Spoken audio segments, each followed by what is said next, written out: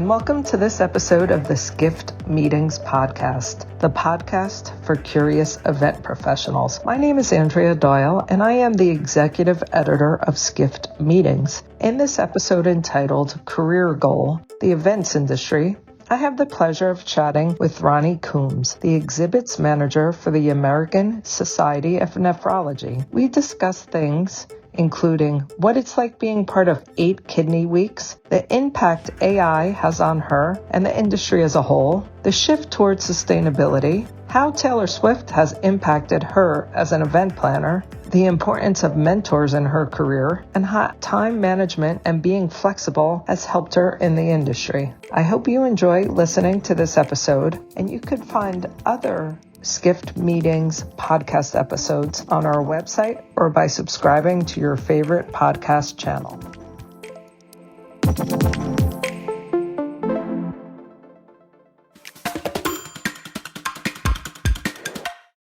I'm Ronny Coombs. I am the exhibits manager at the American Society of Nephrology. So I deal with the trade show sales and logistics for Kidney Week. And can you tell us a little bit about Kidney Week? Oh yeah, absolutely. So Kidney Week is it's a medical conference. Obviously, we get 12 to 14,000 attendees. We have about 170 to 200 exhibitors every year. And I deal with mainly just the trade show portion. So sales to those exhibitors and all of the logistics for the trade show floor. And is it held in different destinations each year? Yeah, we pop around. Last year we were in Philly and previous to that Orlando. So basically any city that can hold a citywide of 12 to 14,000 people. And it's always in the continental United States? Pretty much, yeah. I think there may have been many years ago a year where we were in Canada. So that, but pretty much always in North America, yeah. And it's a true citywide, so that must be a challenge. Oh, yes. I mean, and thankfully I don't have to deal with this part of it, but there are some cities where we're in 40 or more hotels just to get the room block inventory that we need. Wow. So, yeah. So I'm interested in learning about your journey as an event professional. Yeah, we had a chance to talk about this a little bit, and this is one of my favorite things to talk about because you hear a lot in our industry that people kind of stumbled into events. It's not typically an intentional thing, but I've known I wanted to do events my whole life. I planned our senior prom. I've always been into events, and when I went to college, I learned there was like an event management degree that you could get. So I kind of jumped right on that my freshman year and ended up doing the 4-year program at George Mason to get my event management degree. And about 6 months before I graduated, I got my first job doing conference planning for a citywide. Actually, it was a smaller one for a career and technical student organization. I don't know if you're familiar, but I started there. And then maybe a year and a half later, I got my first job with ASN. So that was in 2015, so a long time ago. And I have been with them pretty much ever since, except for a short hiatus that I took when I went to do corporate events in Atlanta. And yeah. So you mentioned Kidney Week. How many other events are you involved with for the association? I just do Kidney Week. So because I do the trade show portion of the event, I'm doing just the Kidney Week exhibit hall. ASN itself has a ton of other small to mid-sized meetings that take place, all mostly domestically. We have a couple of highlights that we do internationally, but I don't work on any of those. I'm just the trade show for Kidney Week itself. Yeah. How do you explain to friends and family what you do? That's a fun question. It's hard to do because not a lot of people understand the events industry as a whole, and I work in such a niche part of it, doing the trade show for a medical meeting. So I usually I start super generic. I just start with, I'm an event planner, and then if they want to know more, if they ask me, like, what does that mean or what kind of events, I'll tell them, oh, I do a medical event. And then if they keep digging, instead of trying to explain to someone who has no idea what a trade show is, I'll just try to focus on like the scope of the meeting. So I'll say, it's, we get about 13,000 people come to a city, they're doctors and they're nurses and they're there to maintain their board certification. And I work with the pharmaceutical companies who want to network and have conversations with those people. And then I kind of usually leave it there. And is there an event that you've organized that you're most proud of? Well, so I have done, social events, corporate events, but primarily in my career, I've worked on Kidney Week. So I've done 8 Kidney Weeks, and I think the Kidney Week specifically that I'm most proud of is the 2019 year. Probably not for reasons that you would expect, but 2019 was a really tough year for us because it was a banner year. So it was amazing. We had really high registration, the biggest exhibit hall that we've ever had, ton of corporate support and things to execute. It was fantastic. But we were short staffed that year. Um, we lost a member of our team, Seal Fogarty, which I think a lot of people, that name will sound familiar to them. She had been our vice president of events, and we lost her. She passed away. So that was a really tough year. You know, just trying to execute that event. Uh, and I was really proud of it. At the end of the day, it came off really well. So I think just emotionally after that event, I had a lot of pride. And then that was right before the pandemic. How did the pandemic impact Kidney Week? Oh goodness. Yeah. So we had to pivot obviously to virtual. We didn't cancel our events. We just canceled the in-person portion because obviously doctors still need their education and research was still happening. We still needed to have an event. We had our first virtual event in November of 2020, and that was difficult in a whole other way, which I think a lot of event planners will sympathize with, was it, just trying to learn how to suddenly become a technology expert and a user experience designer and all these other things that I had never had to do before. We really lucked out. I mean, our event went off really well. We had good attendance and uh, we heard good feedback from it. So we were happy about that. Yeah, it's just a whole other different kind of difficult. It was a rough couple of years for everybody in our industry, really. Right. I was fortunate to have been able to, keep my job and still have work to do. So I didn't take that for granted at the time, but there was a lot of stress through it. When did you get back to in person? So 2022. So 2020 and 21 were both virtual events. And then in 22 in Orlando was our first in-person event. And was attendance where it was in 2019 or still down? Well, we did a hybrid event that year. So if you look at the attendance overall, yeah, it was about the same. The in-person attendance was a little lower. Frankly, what we saw we were experiencing an attrition in attendance with was international attendance. The people just simply weren't able to travel here. Otherwise, we had it was, we had a really good showing that year, good attendance and good exhibit hall as well. So And last year, are your numbers back to where they were? almost, not quite. We're still a little low, but again, it's just in international attendance. Like we're normally on the high 40% of international, and right now we're finding ourselves kind of on the high 30s. So yeah, that's I think not necessarily a hangover from the pandemic and has a lot to do with visa issues right now and just difficulty kind of getting into the country. There was a really interesting session at the most recent destination show, or it's just Showcase now at Showcase, that talked about some of the, those legal things. And the way our industry is trying to address them to make it a little bit easier for people to get visas. The wait times right now are just, it's prohibitive. People can't get here. Is there any takeaway from the pandemic? I mean, you went totally virtual that you would like to share? Oh yeah. I think COVID, obviously it impacted so many things, personally and professionally. One of my biggest takeaways is there's not really a replacement for in-person events. we can do the virtual events, and the doctors were able to get on there and watch the sessions and still get their certifications. But we found attendance at the virtual sessions was really low, whereas in person, we have rooms overflowing. We found the doctors didn't like it as much. We asked them, "Hey, what do you think of this? Do we need to keep doing a hybrid event?" And they were all like, "We just want to be in person."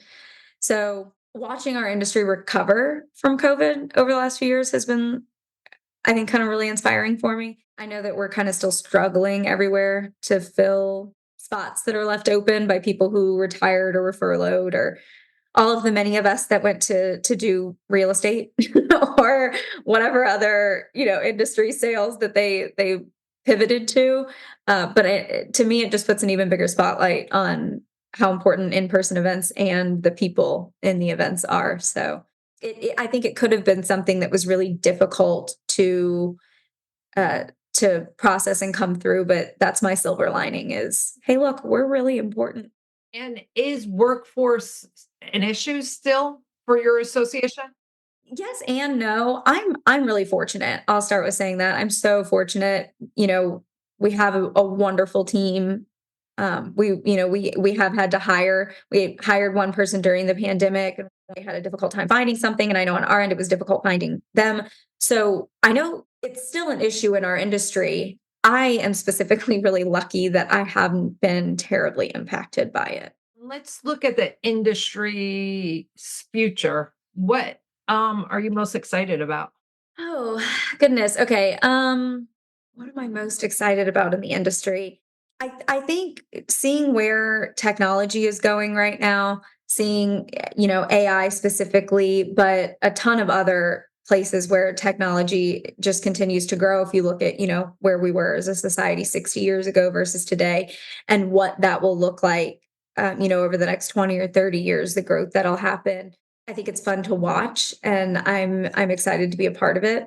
I've enjoyed specifically the impact that AI has had on our industry, but also just me. Like, I love if I wind up in a spot where I'm struggling to figure out what to do next, or just a brain block, I can just go type something into Chat GPT, or PCMA has a really fantastic variation of that as well, and it'll help pull me back or jumpstart me. So I'm excited to see where that goes, and the further impact that it has, yeah, on our industry. So AI has helped you do your job.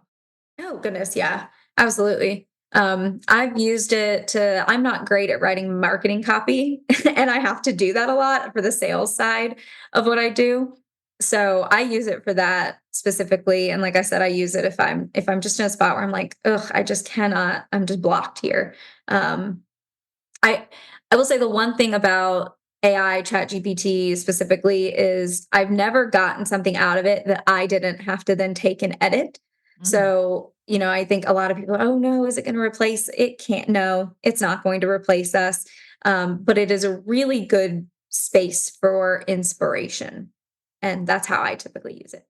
And then you add your voice to that copy. Oh yeah, because it doesn't talk like me at all. It does a really terrible job of talking like a human. Anytime I get something that's been written by AI, I can pinpoint immediately. I'm like, yeah, the session description was written by Chat GPT. So I always have to take something and edit or adjust.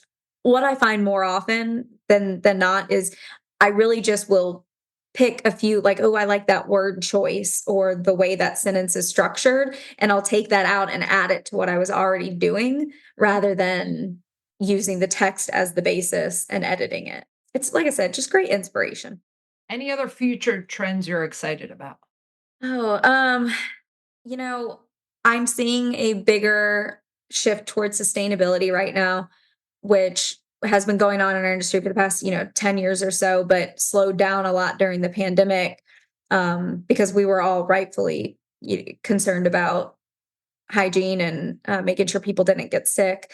But I love going into an event and seeing all of the stuff made out of recycled materials, and that we're all trying to shift toward using less disposable, whether it's big giant vinyl banners or utensils, whatever it is. So I'm really happy to see that shift. It's super important to me, I think, in my personal and professional life that I'm being cognizant of the health of our planet. And so, yeah, I'm really lucky to have a team behind me that's supporting me in that journey. And I love seeing what all of the other associations are doing to kind of bolster their sustainability. That's a trend I'm excited about.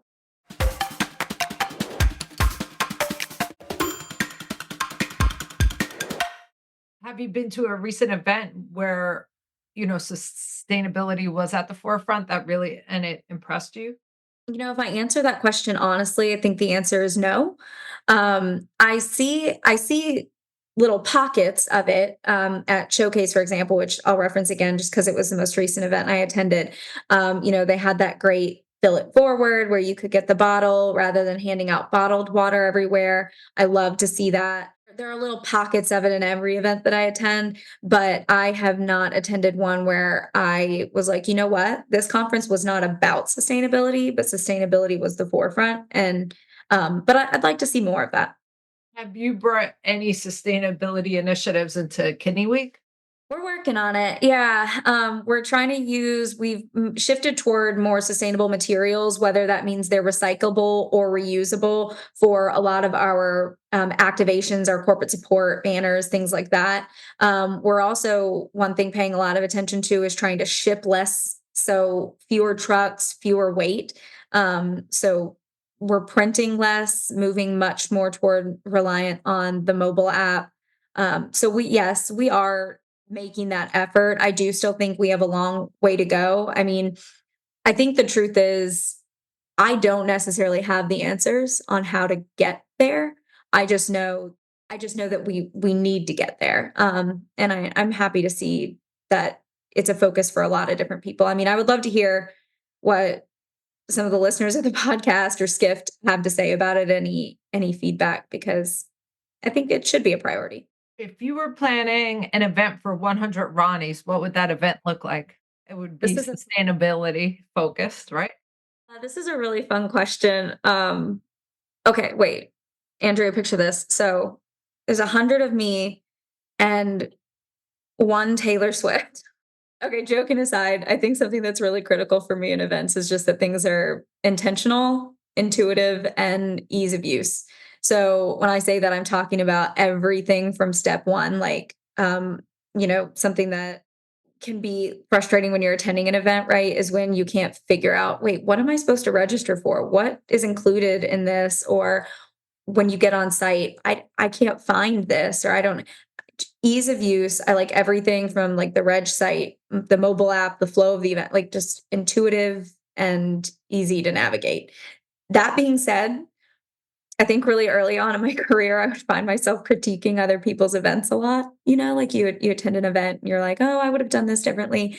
10 years later, not a word for me. I am impressed and humbled by every event that I go to because I know all of the moving parts, all of the balls in the air that take to get there. And so you're a Taylor Swift fan? Oh yeah. A big Taylor Swift fan. Have you learned anything from her that has helped you in your career? That is such a fantastic question. And yeah, I mean, I've been a Taylor Swift fan since I was 15 years old.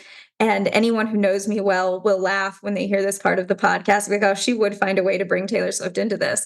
Um, But I admire her tenacity so much, her, refusal to accept, being shut down or being told this is the way that things are going to be. She's such a strong, willful individual, and she really just doesn't allow herself to be muted by whether it's other people inside her industry or people who just like to have a voice on things. So I've taken that a lot into my life, where in moments where I may have stayed quiet or, allowed someone else to make a decision for me, where I will speak up and say, I think I know. So yeah, I've got a lot of admiration for her. I recently wrote a story about her expertise at creating a community, and that applies to meetings and events as well. Oh yeah. She's incredible. When you look at her fan base, the things that she's done, she's really good at making people feel special. And that is something I another thing that I've taken in and tried to emulate in the events that I plan and also in my personal life is I think it's really important to make every person, whether it's in an interaction or it's in a on a grander scale, some big general session, 5,000 people, you have to make every person there feel important. This is for you. And yeah, I think she's fantastic at that. I'd love to read that story. I'll send it to you. What's your favorite Taylor Swift song? That's a terrible question. How are you supposed to answer that? All right. You like them all. Yeah, probably the 10-minute version of Red. I love that song. Yeah. So, if you could change one thing in the events industry, what would that be? I could change one thing. I mean, we kind of talked about this earlier, Okay. but I really think I want to see a bigger push towards sustainability. I want to see that becoming a focus at events where and I'm seeing it a lot in Europe right now, which I'm loving, and I know that that will kind of eke its way over here, but just to see it becoming not just something that we're doing to say, hey, look, we're a sustainable event, but it's just the norm. It would be wrong not to be, and that's what I want to see. How do you see events changing in the next 5 years? Um, got some discomfort around this because a lot of people are talking about a potential economic downturn, and I find that things like that tend to impact our industry first. So whether it's a pandemic, whether it's the economy or a terrorist event or something like anything like that that has this massive impact on society impacts the events industry first, and we are the last to recover. And so I think I have some trepidation around it, and maybe that's just the pessimist in me. um, but I also know, society is cyclical. So there are like periods of war, periods of peace, periods of economic, growth and recessions and whatever else. So I think in the next few years or so, I hope that I see what I know is a really strong industry um, come out on the other side of whatever this uncertainty is. What people or organizations have you learned from or partnered with that have been key in your career? So I was telling you earlier, I'm one of those lucky people who got to go to school for event planning. And my senior year, during a senior seminar class, I went in and we had a guest speaker that day, and she stood up and talked about her experience in the event industry and said, if anybody here wants some career advice or just to sit down and have lunch, please come grab my business card. And I had been wowed by her just listening to her talk. And I was like, I want to be her in a few years. Like, I really want that. So I walked right up and I shook her hand and I took her business card. And that was Vicki Johnson of Vicki Johnson and Associates. She's on the board of PCMA. She's really well known in the industry. And I was so lucky that she stood by her word. We went out to lunch. We wound up. She became my mentor, especially early in my career, but even now, anytime we see each other at events, and she's actually the one who got me my first job. So she introduced me very intentionally, knowing that someone was hiring for an associate for meetings for a citywide, which was what I wanted to do. And she introduced me, and if it wasn't for that, I don't know what trajectory my career would have taken. So shout out Vicki Johnson, just absolutely irreplaceable relationship in my career. That's wonderful. And what is your degree in event planning? Yeah, it's in the official degree at George Mason is called Tourism and Event Management, and then you can do a further concentration, whether it's like in sports or hospitality or I forget all of the options, but my concentration was in event management. So, when you have to take an econ course, my econ course was focused towards on events specifically, stuff like that. That's interesting. What Yeah, are it's a fantastic program, honestly, and I have seen So many of my classmates come out of that program and I mean, worked for the Make-A-Wish Foundation on big giant award shows that you'd be familiar with on, um, just on for the New York Times, like really impactful stuff. And yeah, I feel so fortunate to have found that degree field. And That's wonderful. yeah, thank you. What are the key qualities or skills that have enabled you to be successful? Okay, this is gonna sound a bit cliche, I think. This is like when you're in a job interview and they ask you, so what is your biggest strength? What is your biggest weakness? But I think one, time management, you cannot excel in this industry if we're juggling so many things and have so much in the air all at once that you really have to be able to manage your time well. And then this is something when I came into the industry, I was not good at this at all. Flexibility. So this is something that I have grown and developed over the past 10 years or so, learning how to change on the fly, on how to let go of a plan and embrace a new one. So yeah, my flexibility now I would say and I find that's common, right? That a lot of times whatever was a weakness can become a huge strength because you find yourself focusing on it. So yeah, probably that. Is there anything that keeps you up at night? Well, we talked a little bit earlier about I'm terrified of what's going to happen to the economy. I think that's just something that I think about a lot right now. I wouldn't say it necessarily keeps me up at night because, like I said, if there's one thing that I know, it's that we're going to rebound, and that's as a society and as an industry. So it doesn't necessarily keep me up, but I do think about it a lot. And, event planning is stressful. Is stress a challenge for you and how do you deal with it? I I think in any position like mine where you're like on the front lines of so many moving parts, there's going to be some stress, right? But I again am one of those really fortunate people. I have this incredible team behind me. I have a couple of coordinators who report to me, and then I report to my senior director and my senior VP. And I'm in this really beautiful place right in the middle of the sandwich where I have support coming from all sides. And, I've got a really good foothold in the industry, just really quality people around me. So I definitely think stress has been a challenge at times. Not necessarily because of the industry, but because of who I am as a person.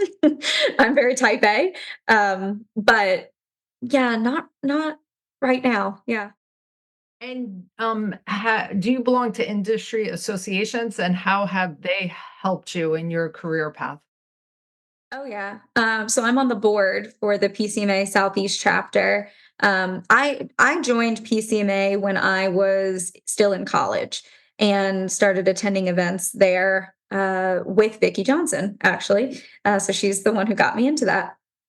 I've also, at times in my career, when I was doing corporate events, belonged to MPI and Site. I have met some of the most fantastic, wonderful people through these. And now that I'm an exhibits manager, where my primary focus is on the trade show side, I am really involved in IAEE. So that's where a lot of my time and focus goes right now in terms of professional development. I really don't know what I would do without it. I got my CEM this past year, and that was such a fun journey. I met so many fantastic people. uh, yeah, I really value those experiences. What is one of your proudest accomplishments? Oh, that's a big question. I guess I'm just kind of proud of my career as a whole. I did not grow up in an environment where you would have anticipated me kind of getting into an industry like this. And yeah, I look at the degree that I accomplished and all of the incredible kidney weeks that I've been a part of. And yeah, I'm just kind of proud of all of it. Well, we always end our podcast by asking who should be our next guest. And what should we ask that person? I had to put some thought into this for you, but I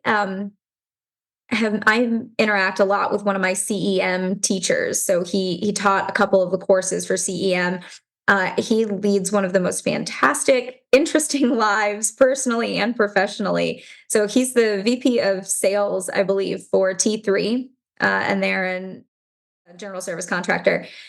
His name is Matt Kalb, and he, I think, just taught a bunch of CEM courses in Malaysia and did like spent I think like 2 weeks scuba diving in Thailand, and whether you're asking him about his personal life or his professional life, he's just a fascinating individual with a lot of really quality insight.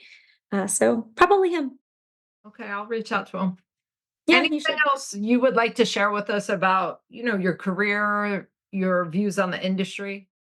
I don't think so. I mean, we just talked about a whole lot. So nothing is popping up for me. Well, this was great. Thank you so much. No, thank you. This was awesome.